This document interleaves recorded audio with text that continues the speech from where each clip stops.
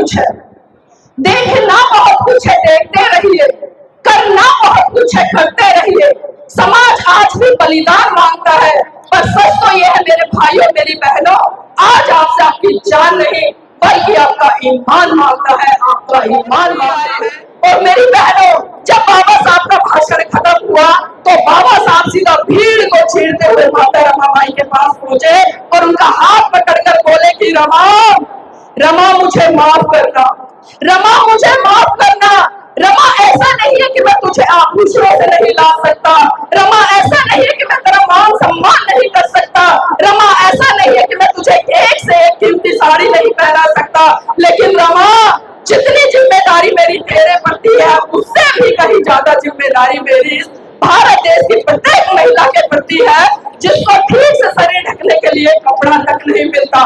तो सोचिए मेरी बहन, इतने कम समय के लिए मुझे दिल्ली से, और मैं दिल्ली से नहीं, मैं बता दूं आपको, मैं अभी 3 दिन पहले जो बिहार में महामोदी आंदोलन चल रहा है, बीडी एक्ट रद्द करो, उसको लेकर पिछले 15 दिन से वहां पर थी। उसके बाद मैं दिल्ली पहुंची, दिल्ली से परसों रात को मैं बरेली पहुंची, कल बाबा साहब की जयंती का कार्यक्रम था, और कल रात को 10 बजे मैं वहां से निकली और सुबह यहाँ पर मैं 8 बजे पहुंची। तो आप सोच सकते हैं कि पिछले कई दिनों से मेरी आंख भी बंद नहीं हुई है।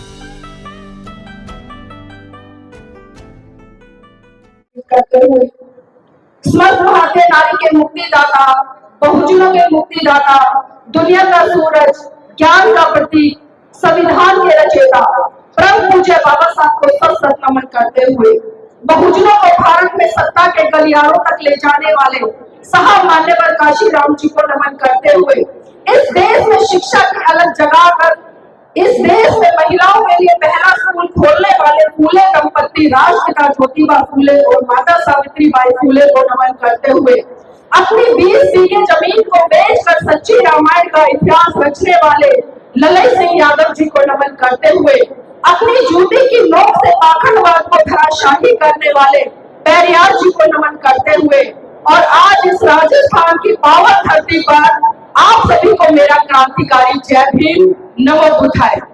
मैं चाहूंगी कि आप एक बार जोरदार तालियां अपने लिए बजाएं, क्योंकि अगर आज ये मंच गौरवान्वित हो रहा है तो उसके पीछे आप लोग हैं, क्योंकि वक्ता आपके बीच में बहुत आते हैं, अतिथि बहुत आते हैं, लेकिन आप नहीं होंगे तो ना तो वो वक्ता किसी काम के रहेंगे, ना वो अतिथि किसी काम के रहेंगे, ना वो नेता किसी काम के रहेंगे। सबसे पहले मैं उस महामानव को नमन करती हूँ और उनकी जयंती पर समस्त भारत देश के साथ साथ में विश्व के तमाम बुद्धिजीवी लोगों को बधाइयां देती हूँ, जो आज उस महामानव की जयंती को बड़े धूमधाम के साथ में मना रहे हैं। आज एक सवाल खड़ा होता है कि परम पूज्य बाबा साहब की जयंती आखिर हम क्यों मना रहे हैं? कोई तो कारण होगा, कोई भी काम हम बेवजह नहीं करते। अगर इस भारत देश में और इस राष्ट्र निर्माण में किसी की सबसे बड़ी महत्वपूर्ण भूमिका है तो वो है डॉक्टर भीमराव अंबेडकर की, जिन्हें हम नतमस्तक करते हैं। और अगर आज इस भारत देश की महिलाएं आजादी में खुली सांस ले पा रही है तो मैं भारत का साहस दे परम पूज्य बाबा साहब को देना चाहूंगी। अगर बाबा साहब ना होते तो आप यहाँ ना होते, अगर बाबा साहब ना होते तो मैं यहाँ ना होती, अगर बाबा साहब ना होते तो जय भीम का उद्घोष ना होता, अगर बाबा साहब ना होते तो नीली क्रांति ना होती, अगर बाबा साहब ना होते तो भारत में बुद्धिज्म का प्रचार प्रसार नहीं होता और भारत कभी भी विश्व में गुरु नहीं कहलाता। तो मेरी बहनों मेरे भाइयों, हमें गर्व होना चाहिए कि हम उन सूरवीरों के संताने हैं जिन्होंने पूरा जीवन अपना इस भारत देश के लिए, राष्ट्र के लिए समर्पित कर दिया। लेकिन विडंबना है कि आज कुंठित मानसिकता के लोग उस महामानव को कहीं ना कहीं जाति में छोटा कर उसकी गरिमा को बहुत कम कर देते हैं, और इसके पीछे कारण हम खुद भी हैं, क्योंकि बाबा साहब ने साफ साफ कहा कि मेरी जय जयकार करने से अच्छा है मेरे बताए हुए मार्ग पर चलो। लेकिन आज वर्तमान समय में बहुजन समाज के तबके के साथ साथ मैं देख रही हूँ कि अन्य लोग भी सिर्फ बाबा साहब की जय जयकार करने में उलझे हुए हैं। हम बड़ा सा मंच लगा लेते हैं, नीला पटका पहन लेते हैं, नीली पगड़ियां बांध लेते हैं, नीला सा तिलक लगा लेते हैं, और हम अक्सर एक बात कहते हैं कि हम अम्बेडकरवादी हैं, संघर्षों के आदी हैं, लेकिन विचारधारा से हम बहुत दूर हैं। तो बताइए क्या ऐसे में हम उस सपने को साकार कर पाएंगे जिस सपने की बात, जिसके बारे में बाबा साहब सोचते थे कि पूरा भारत गोदमय हो और हर गली हर कूचे से सिर्फ एक ही आवाज आए कि ले अंत मन दीप भाव, ले अंत मन दीप भाव, मूल मंत्र बने स्वयं के स्वामी, गूंज उठे हर बस्ती से बुद्धं शरणं गच्छामि, धम्मं शरणं गच्छामि, संघं शरणं गच्छामि। लेकिन ये कब होगा? ये कब होगा? जब हमारे जितने भी नेता हैं वो सामाजिक ईमानदार होंगे। लेकिन आज हम देख रहे हैं कि राजनीति की चाहत में, संगठनों की चाहत में, अध्यक्ष की चाहत में कहीं ना कहीं हम विचारधारा से ही द्वंद करते नजर आ रहे हैं। हम दो नाव में पैर रखकर चल रहे हैं, लेकिन बाबा साहब ने जिस भारत को बुद्धिज्म होने के लिए एक संदेश दिया, इस लोगों को संदेश दिया कि जाइए आप पूरे भारत को गोदमय कर दीजिए, लेकिन विडंबना है कि हमने बाबा साहब की उस बात को समझा ही नहीं। दूसरी बात बाबा साहब करते थे कि जो ये मेरा बहुजन समाज का तबका है वो इस देश की सत्ता पर राज करे, क्योंकि जब अच्छे लोग राजनीति में आएंगे, सच्चे लोग राजनीति में आएंगे तो कहीं ना कहीं भारत का चहुमुखी विकास होगा। लेकिन आज बहुजन समाज के लोग ना तो सत्ता में है और ना ही भारत को गोदमय करने की तरफ अग्रसर हो रहे हैं। हम सिर्फ खाली जय जयकार तक सीमित रह गए हैं, जयंतियों तक सीमित रह गए हैं, तमाम चीजों तक सीमित रह गए हैं। हम बाबा साहब के 3 मूल मंत्रों को लेकर तमाम चर्चा करते हैं। बड़े बड़े नेता बोलते, सामाजिक संगठन के लोग बोलते हैं कि शिक्षित बनो, संगठित रहो, संघर्ष करो। लेकिन क्या सही मायने में आज हम शिक्षित हैं? बिल्कुल शिक्षित हैं, लेकिन कौन से वाले? डिग्रीधारी, नौकरी वाले। हम नौकरी लग गए, हमारा परिवार नौकरी लग गया, लेकिन हम कभी भी अपने उस दबे पिछले समाज की तरफ, उस पड़ोसी की तरफ नहीं देखते जिसके पास में 2 वक्त का खाना भी खाने के लिए नहीं है, जिसके बच्चे स्कूल में अच्छे से नहीं पढ़ पा रहे हैं। तो बताइए क्या ऐसा शिक्षित होना हमारे लिए लाभदायक है? क्योंकि बाबा साहब ने कहा कि शिक्षा शेरनी का वो दूध है जिसे जो जितना पिएगा उतना दहाड़ेगा। आज हम दहाड़ तो रहे हैं, शिक्षा ले तो रहे हैं, लेकिन सिर्फ अपने लिए। और हम संगठित किस तरह से हो रहे हैं? अपने लिए, न कि समाज के लिए, न कि देश के लिए। बहुत सारी चीजें हैं, अभी मैंने 2 चर्चा ही शुरू नहीं की कि मेरे सामने पर्ची आ गई कि शोट कीजिए। आदरणीय अध्यक्ष महोदय, कार्यक्रम के तमाम पदाधिकारियों से आग्रह करूंगी, अगर इतने कम समय के लिए मुझे दिल्ली से, और मैं दिल्ली से नहीं, मैं बता दूं आपको, मैं अभी 3 दिन पहले जो बिहार में महामोदी आंदोलन चल रहा है, बीटी एक्ट रद्द करो, उसको लेकर पिछले 15 दिन से वहां पर थी। उसके बाद मैं दिल्ली पहुंची, दिल्ली से परसों रात को मैं बरेली पहुंची, कल बाबा साहब की जयंती का कार्यक्रम था, और कल रात को 10 बजे मैं वहां से निकली और सुबह यहाँ पर मैं 8 बजे पहुंची। तो आप सोच सकते हैं कि पिछले कई दिनों से मेरी आंख भी बंद नहीं हुई है, तो क्या सिर्फ चंद सेकंड के लिए मंच देने के लिए मुझे यहाँ पर आमंत्रित किया? मुझे बोलने का कोई शौक नहीं है, मुझे बिल्कुल शौक नहीं है, लेकिन मुझे पीड़ा होती है जब मैं अपने समाज की बहन बेटियों को कहीं ना कहीं कर्म कांड, पूजा पाठ, आडंबर करते हुए देखती हूँ। क्योंकि बाबा साहब ने इसी महिला जाति के लिए अपने 4 बच्चे कुर्बान किए, और आज वही मेरी महिला जाति कहीं ना कहीं कर्म कांड, पूजा पाठ, आडंबर में उलझी हुई है। आज तमाम तीज त्योहारों पर हम अपने लाखों रुपए लगा देते हैं। आप खुद आकलन कीजिए कि साल में 10-12 ऐसे त्योहार आते हैं जिनसे कि आपका कोई लेना देना नहीं है, और आप अपने घर की खून पसीने की गाड़ी कमाई उन 30 त्योहारों पर बर्बाद करते हो। मेरी बहनों, मेरे भाइयों, मैं आपको बता दूं, अगर वही पैसा बचाकर आप अपने बच्चों की शिक्षा पर लगाओ ना, तो आज मैं गारंटी से जयपुर की धरती पर कह रही हूँ कि आपके बच्चे भविष्य में डॉक्टर बनेंगे, इंजीनियर बनेंगे, जज बनेंगे, वकील बनेंगे, यहाँ तक कि इस देश के राष्ट्रपति और प्रधानमंत्री भी बनेंगे। लेकिन जरूरत है हमें वैचारिक क्रांति की। वैचारिक क्रांति हम करना नहीं चाहते, हम सुनना नहीं चाहते, हम सिर्फ जय जयकार करना चाहते हैं, हम भक्त बनना चाहते हैं, और यही कारण है कि सदियों से हम गुलाम हैं। 5000 की गुलामी हमारे महान पुरुषों ने ऐसे नहीं सही, और आज भी वही काम हम कर रहे हैं, क्योंकि हमें विचार पसंद ही नहीं है, हम सुनना ही नहीं चाहते, हम सुनाना चाहते हैं। अगर इस तरह के कार्यक्रम आप करते हैं तो आगे से मैं चाहूंगी मुझे बिल्कुल मत बुलाइए।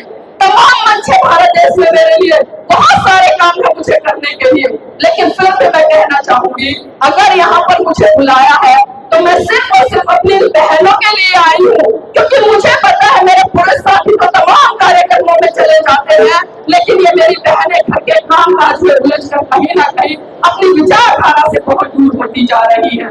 मेरी बहनों में बाबा साहब के जीवन संघर्ष पर जरूर चर्चा करना चाहूंगी। भले आयोजक समिति के लोग मुझसे नाराज हो जाए, मैं उनकी नाराजगी झेलने के लिए तैयार हूँ, लेकिन मैं बात अपनी जरूर कहूंगी। मेरी बहनों, बात उस समय की है जब परम पूज्य बाबा साहब मुंबई हाईकोर्ट में प्रैक्टिस कर रहे थे। अचानक उनके पास खबर पहुंची कि साहब, आपका बेटा राजरतन बहुत बुरी तरह से बीमार है, वो अपने जीवन की अंतिम सांसें ले रहा है। ये बात सुनकर परम पूज्य बाबा साहब तुरंत घर दौड़े आए और जैसे ही बाबा साहब ने अपने बेटे राजरतन को गोद में उठाया, राजरतन ने बाबा साहब की गोद में ही दम तोड़ दिया। ये मंजर देखकर माता रमाबाई बिलक बिलक कर रोने लगी और साहब का कॉलर पकड़कर कहने लगी कि साहब बस कीजिए, बस कीजिए साहब, बस कीजिए। आपकी समाज सेवा के भूत ने एक एक करके मेरा पूरा परिवार उजाड़ दिया, साहब बस कीजिए। तो बाबा साहब कहते कि रमा, रमा चुप हो जा, रमा चुप हो जा, तू तो रो भी सकती है, लेकिन मेरी तो आंखों के आंसू भी सूख चुके हैं, क्योंकि प्रतिदिन मैं अपने समाज के हजारों बच्चों को मरते हुए देखता हूँ। रमा चुप हो जा। तो माता रमाबाई फिर कहती है कि साहब, साहब मैं आज फिर चुप हो जाऊंगी, साहब मैं आज फिर चुप हो जाऊंगी, लेकिन आप मुझे एक बात बता दीजिए कि जब जब आप अपने बेटे राजरतन को गोद में खिलाया करते थे तो बड़े हर्षोल्लास के साथ कहा करते थे कि रमा, रमा मेरा बेटा राजरतन एक दिन बड़ा होकर इस देश पर राज करेगा। तो साहब आज राजरतन तो इस दुनिया में रहा नहीं, अब मुझे ये बता दीजिए कि बड़ा होकर अब इस देश पर राज कौन करेगा, कौन करेगा। तो बाबा साहेब राजरतन के पार्थिव शरीर पर हाथ रखकर कसम खाते हैं और कहते हैं कि रमा, रमा मैं भारत देश में एक दिन ऐसा काम करके जाऊंगा कि भारत की हर रमा की कोख से जन्म लेने वाला राजरतन इस देश पर राज करेगा, इस देश पर राज करेगा। और वो राज परम पूज्य बाबा साहब हमें संविधान के अंदर लेकर गए, एक वोट देने तक से लेकर एक शासक बनने तक का अधिकार। लेकिन विडंबना है, मेरे बहुजन समाज के लोगों ने अपनी वोट की ताकत को समझा ही नहीं, समझा ही नहीं उस वोट की ताकत को कि आप किसी को राजा भी बना सकते हैं, किसी को रंग भी बना सकते हैं। और यहाँ पर मुझे साहब मान्यवर काशीराम जी की बात याद आ रही है, मैं जरूर चर्चा करना चाहूंगी, क्योंकि साहब मान्यवर काशीराम जी अक्सर कहा करते थे कि जितनी सुरक्षा आप अपने घर की बहन बेटियों की करते हो, जितनी इज्जत की देखभाल आप उनकी करते हो, जितना सुरक्षित आप उनको करते हो, जिस दिन इस देश के बहुजन समाज के लोगों ने अपनी वोट की वैल्यू को समझ लिया, उसकी रक्षा करना समझ लिया, तो वो दिन दूर नहीं होगा जब इस बहुजन समाज का तबका इस देश की सत्ता पर राज करेगा। तो मेरी बहनों में यही कहना चाहूंगी, किसी भी महान पुरुष की जयंती मनाने की सार्थकता कभी है जब हम उनके विचारों को समझे, पढ़े, अपने जीवन में उतारे और अपने जीवन में उतार कर उन्हें अपने व्यवहार में लाए और जन जन तक उनको प्रचारित और प्रसारित करने का काम करे। और इसी कड़ी को आगे बढ़ाते हुए मैं एक घटना का जरूर और जिक्र करूंगी। बात उस समय की है जब परम पूज्य बाबा साहब पीएचडी की डिग्री लेकर विदेश से महाराष्ट्र लौटे, और जब महाराष्ट्र के लोगों को पता चला कि बाबा साहब आ रहे हैं, तो उन्होंने उनके सम्मान सत्कार कार्यक्रम में एक बहुत बड़ा व विशाल मंच लगाया।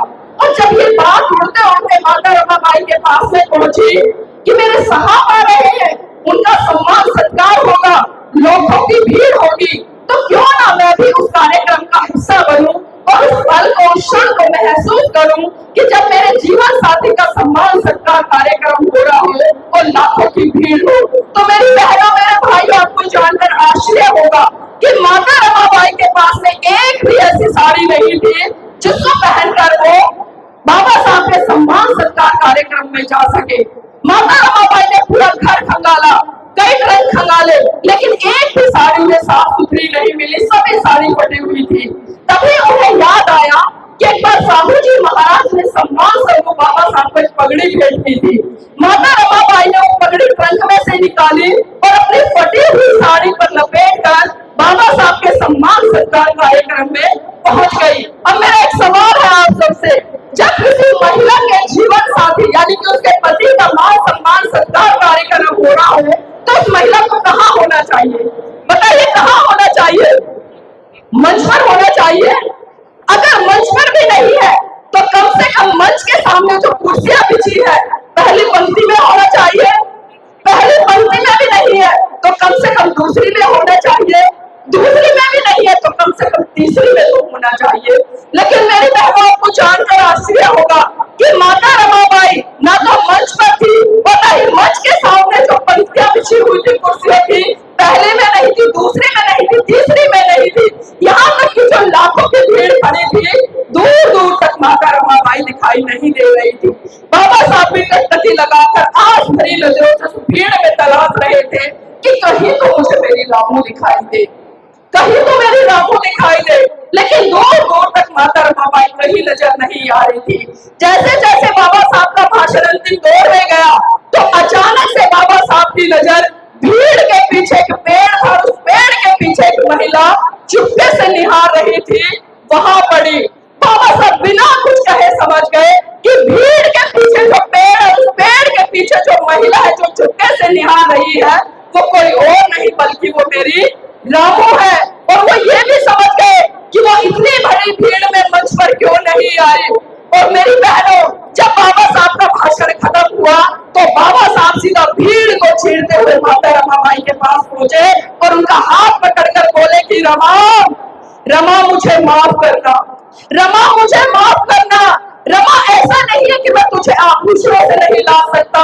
रमा, ऐसा नहीं है कि मैं तेरा मान सम्मान नहीं कर सकता। रमा, ऐसा नहीं है कि मैं तुझे एक से एक कीमती साड़ी नहीं पहना सकता। लेकिन रमा, जितनी जिम्मेदारी मेरी तेरे प्रति है उससे भी कहीं ज्यादा जिम्मेदारी मेरी भारत देश की प्रत्येक महिला के प्रति है, जिसको ठीक से शरीर ढकने के लिए कपड़ा तक नहीं मिलता। तो सोचिए मेरी बहनों, उस माता रमाबाई के त्याग समर्पण बलिदान से, जिसने कभी भी अपने जीवन में एक अच्छी साड़ी नहीं पहनी, कभी एक कीमती साड़ी नहीं पहनी, उसी माता रमाबाई के त्याग समर्पण बलिदान से इस भारत देश की तमाम महिलाएं, और खासकर मैं बात करूं बहुजन समाज की महिलाओं की, आज 1000 रुपए से लेकर 1 लाख रुपए तक की साड़ियां पहन रही है। तो मैं सलाम करती हूँ ऐसी माता रमाबाई को, और मैं आग्रह करती हूँ आप सबसे, जिस दिन मेरे समाज की बहन बेटियों ने माता रमाबाई के जीवन का अगर 10% भी जीना शुरू कर दिया ना, तो मैं कहती हूँ भारत देश में एक अम्बेडकर नहीं बल्कि लाखों अम्बेडकर पैदा हो जाएंगे। लेकिन जरूरत है आपको माता रमाबाई बनने की, क्योंकि बाबा साहब को बाबा साहब बनाने वाली माता रमाबाई थी। सोचिए उस माता रमाबाई को जिसने एक एक करके अपने 4 बच्चे कुर्बान कर दिए, कफन तक के लिए पैसा नहीं था, खाना खाने तक के लिए पैसा नहीं था, और जब खाना नहीं मिलेगा तो बच्चे कुपोषण का शिकार होंगे, तमाम बीमारियां लगेंगी, और एक के बाद एक करके उनके 4 बच्चे उनकी आंखों से ओझल हुए और दुनिया छोड़कर चली गए। आज अगर आपके बच्चों को खांसी जुकाम हो जाए, आप तुरंत अच्छे अस्पताल लेकर जाएंगी ना, तमाम संघर्ष करेंगी, पूरा घर सर पर उठा लेंगी कि मेरे बच्चे को बचाओ, कुछ भी करो। लेकिन देखो हमारे समाज में एक से बढ़कर एक वीरांगना पैदा हुई है, जिन्होंने आपके लिए इतना त्याग समर्पण बलिदान किया, लेकिन विडंबना है कि हमने उनके त्याग समर्पण बलिदान को समझा ही नहीं। 5 अप्रैल, क्योंकि अप्रैल का महीना ऐसा महीना है जो ऐतिहासिक है। शुरुआत से ही बात करूं, 5 अप्रैल को सम्राटों के सम्राट अशोक की जयंती थी, जिसको कि पूरे भारत देश में बड़ी धूमधाम से मनाया गया। इतिहास में आपको पढ़ाया जाता है कि सर्वश्रेष्ठ सम्राट कौन? सिकंदर, जिसने एक मुट्ठी भर जगह जीती और उसको सम्राट बता दिया गया। लेकिन उसको कभी भी सम्राट नहीं बताया गया, उसको कभी भी मिसाल नहीं बताया गया, जिसने भारत देश की सीमा से बाहर निकलकर बुद्धिज्म का प्रचार प्रसार किया और अपने हथियार छोड़कर इस पूरे भारत के साथ साथ में पूरे जम्मू द्वीप को भोग में कर दिया। और इतना ही नहीं, उनके पुत्र था, उसको भी उन्होंने धर्म के लिए दान कर दिया, उन्हें श्रीलंका धर्म प्रचार के लिए भेज दिया। उसके बाद आती है 11 अप्रैल। 11 अप्रैल जिस तरह से मैंने भी कहा कि शिक्षा की अलग जगाने वाले राष्ट्रपिता ज्योतिबा फूले, उनकी जयंती थी। क्योंकि आप सभी जानते कि भारत देश में मनुस्मृति के खिलाफ अगर पहला आंदोलन किसी ने किया तो वो थे राष्ट्रपिता ज्योतिबा फूले। उसके बाद में हम देखते हैं कि 25 दिसंबर सन 1927 को परम पूज्य बाबा साहब ने मनुस्मृति दहन करके इस बहुजन समाज के लोगों के लिए आजादी के द्वार खोले, तो उनकी जयंती भी हमने मनाई। और आज है 14 अप्रैल। आज है 14 अप्रैल। 14 अप्रैल के दिन को जिसने नहीं समझा, नहीं जाना, मैं कहती हूँ उस व्यक्ति का जीवन व्यर्थ है। और खासकर मैं महिलाओं की बात करूं, उनका तो जीवन बिल्कुल व्यर्थ है। मैं जानना चाहती हूँ कितनी महिलाएं, कितने पुरुष ऐसे हैं जो बाबा साहब के अनुयायी हैं। ध्यान से सुनिएगा, मैं अनुयायी की बात कर रही हूँ। कितने अनुयायी, एक बार हाथ खड़ा कीजिए, सोच समझ कर कीजिएगा, मेरे तीखे सवाल आएंगे सामने से। चलिए, पुरुषों में कम संख्या है, महिलाओं में ज्यादा। एक बार पुरुष साथी ताली हो जाने महिलाओं के लिए। कम से कम मेरी बहनों ने हिम्मत जुटाई है, सच्चाई से हाथ खड़े किए हैं। अब मैं अपनी बहनों से एक सवाल लेना चाहूंगी, कितनी बहनें ऐसी है जो करवा चौथ का व्रत करती हैं? ईमानदारी से हाथ खड़े कीजिएगा। वेरी गुड, पुरुष साथी ताली बजा दो इनके लिए, बात जोर से, आप खुद भी बजा लीजिएगा। अब मुझे कोई भी महिला साथी बताए कि हम करवा चौथ का व्रत क्यों करती हैं? हंस रही है। चलिए मैं पुरुष साथियों से पूछ लेती हूँ, पुरुष साथियों में से कोई भी बताए कि आपके घर की महिलाएं करवा चौथ का व्रत क्यों करती हैं? पति की लंबी उम्र के लिए। मतलब पुरुषों को पता है, आपको नहीं पता। अब आप सवाल कीजिएगा अपने पुरुषों से कि आपकी लंबी उम्र के लिए वो कौन सा व्रत करते हैं? पूछिए, क्या ऐसे हम बाबा साहब के अनुयायी हैं? जब हम समानता स्थापित नहीं कर सकते, हम बराबरी का अधिकार नहीं दे सकते, तो क्या हम बाबा साहब के अनुयायी हैं? आपके घर की बहन बेटियां आपके लिए पूरा दिन भूखा रहने करवा चौथ का व्रत रखती है, किसके लिए? आपकी लंबी उम्र के लिए। अब एक बात बताइए, क्या भूखा रहने से आपके पतियों की लंबी उम्र हो जाएगी? हो जाएगी? नहीं होगी। फिर व्रत किस लिए? और एक चीज और देखिए, बड़ी रोचक चीज है, क्योंकि इसी बीच हमारे बीच में विधायक महोदय श्रीमान प्रशांत शर्मा जी आमेर के विधायक साहब बना चुके हैं। जोरदार तालियों के साथ में मैं मंच की ओर आपको आमंत्रित करता हूँ। चलिए ठीक है, मैं अपनी आप बात को यही विराम दूंगी, क्योंकि मुझे भी अच्छा नहीं लगता बार बार टोका जाए तो। लेकिन मैं इतना जरूर कहूंगी कि देखना बहुत कुछ है, देखना बहुत कुछ है, देखते रहिए। करना बहुत कुछ है, करते रहिए। समाज आज भी बलिदान मांगता है, पर सच तो यह है मेरे भाइयों, मेरी बहनों, आज आपसे आपकी जान नहीं बल्कि आपका ईमान मांगता है, आपका ईमान मांगता है। जय भीम, नमो बुद्धाय, जय संविधान।